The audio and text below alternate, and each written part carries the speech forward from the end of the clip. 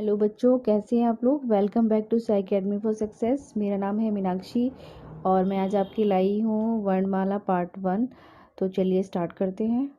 बच्चों, हम यहाँ पे बात करेंगे वर्ण किसे कहते हैं।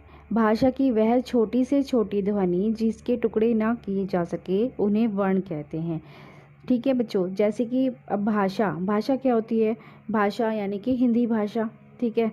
वर्ण वर्ण को शब्द भी कहते हैं और इसे अक्षर भी कहा जाता है। तो देखिए यहाँ पे जो है बताया है वो दिया हुआ है कि जिसके टुकड़े ना किए जा सके, यानी कि जो स्वतंत्र हो, उसका जो पर्टिकुलर हो वो अपने में ही एक उसका एक ही वर्ण हो, यानी कि एक ही अक्षर हो। जैसे कि यहाँ पे दिया हुआ है कि जब हम कुछ बोलते हैं, ठीक है, तब जो हमारे मुख से जो ध्वनियों का उच्चारण होता है, यानी कि जो हमारे मुंह से जो वर्ड निकलता है, इन ध्वनियों को जब हम लिखित रूप में लेते हैं, यानी कि जब हम बोलते हैं हिंदी भाषा में, सबसे पहले जो क्या हुआ कि सबसे पहले हिंदी भाषा में आपने पढ़ा होगा कि इसके दो रूप होते हैं, लिखित और मौखिक। तो सबसे पहले हमने बोलना सीखा, उसके बाद हमने लिखना सीखा। तो यहाँ पर वही बताया है कि पहले हम जो हमारे मुंह से जो वर्ड निकलते हैं, यानी कि जो शब्द हम का उच्चारण करते हैं, और इन ध्वनि को जब हम लिखित रूप में देते हैं तब इन्हें वर्ण कहा जाता है। जैसे अ, ई, व, च, ख इत्यादि। देखिए बच्चों, इसमें जो वर्ण है, वर्ण के मैं आपको गुण बताती हूँ। इसके दो पॉइंट है, यानी कि दो गुण होते हैं। एक एक तो ये स्वतंत्र होते हैं, ठीक है, और दूसरा इनके टुकड़े नहीं किए जा सकते। तो क्लियर है बच्चों। चलिए बच्चों, बात करते हैं वर्णमाला। वर्णमाला किसे कहते हैं। वर्णों के समूह को वर्णमाला कहते हैं। इसे हम ऐसे भी कह सकते हैं, किसी भाषा के समस्त वर्णों के समूह को वर्णमाला कहते हैं। ठीक है बच्चों, यानी कि वर्णों को सही क्रम में लिखना, यानी कि क्रमबद्ध तरीके से लिखना ही वर्णमाला कहलाता है। ठीक है बच्चों, मैं आपके पेपर में एक क्वेश्चन आता है हमेशा, मैं आज आपको बताती हूँ। उसमें जो क्वेश्चन पूछा जाता है, ज़्यादातर पूछा जाता है कि हिंदी भाषा की लिपि क्या है। ठीक है बच्चों, तो हिंदी भाषा की लिपि होती है देवनागरी। ठीक है। अब बात करते हैं कि लिपि क्या होती है। लिपि यानी कि अक्षरों को, यानी कि शब्दों को सही ढंग से लिखने का जो तरीका बताए, ठीक है, उसे लिपि कहते हैं। या शब्दों के सही ढंग से लिखने के तरीके को दर्शाने वाले को लिपि कहते हैं। तो क्लियर है बच्चों। प्रत्येक भाषा की अपनी वर्णमाला होती है, आ क ख ग। चलिए बच्चों, यहाँ पे मैंने वर्णमाला की आपके लिए एक छोटी सी तालिका तैयार की है, जिसके माध्यम से मैं आपको समझाती हूँ कि वर्णमाला के टोटल कितने वर्ण होते हैं। इसके जो कुल मिलाकर 52 वर्ण होते हैं। जैसे कि स्वर स्वर के होते हैं 11, और व्यंजन व्यंजन के होते हैं 41। ठीक है बच्चों, तो दोनों मिला के हो गए 52 वर्ण। तो वर्णमाला के दो भेद होते हैं, एक स्वर और व्यंजन। स्वर के दो होते हैं, ह्रस्व और दीर्घ। यहाँ पर दिया हुआ है इसके 4 वर्ण हैं बच्चों। ह्रस्व के होते से आ ई उ री, और दीर्घ वर्ण के होते हैं आ ई उ ए आए ओ ऊ, यानी कि 7 वर्ण ही हुए। तो दोनों मिलाकर हो गए 11। ठीक है बच्चों, तो स्वर की जो कुल संख्या है वो कितनी है, वो है 11। अब बात करते हैं व्यंजन। व्यंजन के जो दिए हुए हैं वो दिए हैं स्पर्श, अतस्थ, ऊष्म, आगत और संयुक्त। ठीक है बच्चों। अब स्पर्श में जो होते हैं उसमें होते हैं 27 वर्ण। कैसे, 25 वर्ण होते हैं का से लेके माँ तक, तथा 2 वर्ण इसमें जो ऐड हुए हैं डा और ढा। ठीक है बच्चों, तो ये 2 प्लस करके हो गए 27 वर्ण। अधस्थ यानी कि य र ल व, ये हो गए 4 वर्ण। ऊष्म श श स ह, ये 4 वर्ण। आगत ज फ, 2 वर्ण। संयुक्त श त्र य श, यानी कि 4 वर्ण ही हुए। तो ये कुल मिला के व्यंजन की जो संख्या होगी वो होगी 41।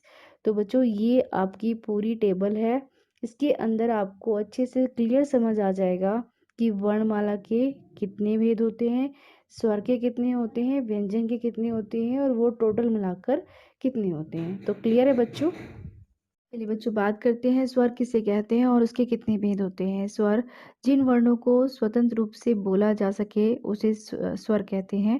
स्वर ऐसे वर्ण हैं जिनका उच्चारण करते समय हवा बिना किसी रुकावट के मुंह से बाहर निकलती है। ठीक है, स्वर के दो भेद होते हैं, उच्चारण के आधार पर स्वर, लेखन के आधार पर स्वर। उससे पहले बच्चों एक बात बताऊंगी कि जो स्वर होते हैं, स्वर की संख्या होती है 11, लेकिन यहाँ पर उच्चारण के आधार पर जो स्वर है उसकी संख्या दी है 10, जैसे कि आ ई उ ए ओ औ आदि। ठीक है, फिर है लेखन के आधार पर जो स्वर हैं वो बताए गए हैं 13, जैसे कि आ ई उ ओ ओ औ अंग अण री आदि। तो क्लियर है बच्चों, चलते आगे बढ़ते हैं। चलिए बच्चों बात करते हैं अब स्वर के भेद। स्वर के 3 भेद हैं, ह्रस्व स्वर, दीर्घ स्वर और प्लुप्त स्वर। ठीक है बच्चों, अब ह्रस्व स्वर हैं, इसमें बताया है इन्हें मूल स्वर तथा एक मात्रिक स्वर भी कहते हैं। इनके उच्चारण में सबसे कम समय लगता है, यानी कि इनको बोलने में हमें ज़्यादा जोर नहीं लगाना पड़ता, जैसे अ ई उ री। ठीक है, अब ये जो स्वर हैं ह्रस्व स्वर, ये कितने हैं, ये संख्या में 4 हैं। देखिए ई उ री। ठीक है, क्लियर है बच्चों। अब है इसका सेकंड पॉइंट है दीर्घ स्वर। दीर्घ स्वर, इनके उच्चारण में ह्रस्व स्वर की अपेक्षा दुगना समय लगता है, यानी कि हमें दुगना समय यानी कि इसको जोर लगाना पड़ता है उन वर्ड को बोलने के लिए, अर्थात 2 मात्राएं लगती हैं, उसे दीर्घ स्वर कहते हैं। जैसे आ ई उ ए ओ औ। तो ठीक है बच्चों, अब एक इसमें एक इम्पोर्टेंट बात मैं आपको बताती हूँ कि जो स्वर हैं, स्वर के अंदर अ छोड़ के बाकी सभी में मात्राएं लगाई जाती हैं। सिर्फ एक अ वर्ण ही ऐसा है जिसमें मात्रा नहीं लगती है, बाकी सब में मात्राएं लगाई जाती हैं।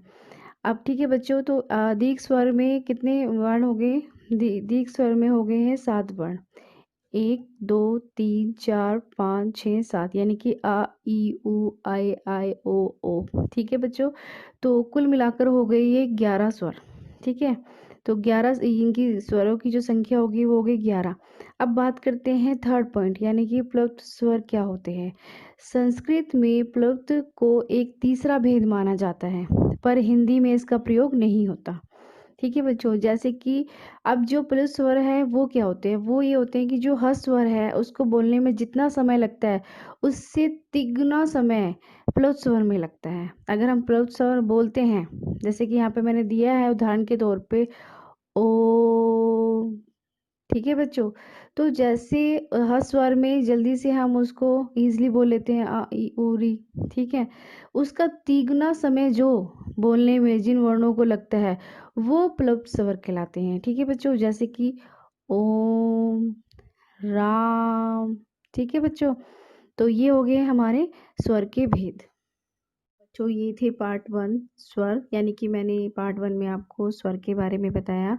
और आप सबका बहुत धन्यवाद, आप जो हमारी वीडियो देखते हैं, लाइक करते हैं, सब्सक्राइब करते हैं। आप लोगों का जो ढेर सारा हम लोगों को प्यार मिला है उसके लिए तहे दिल से आपका मैं धन्यवाद करती हूँ। और जाते जाते बस एक ही बात कि आप सेफ रहिए, सुरक्षित रहिए, घर के अंदर रहिए।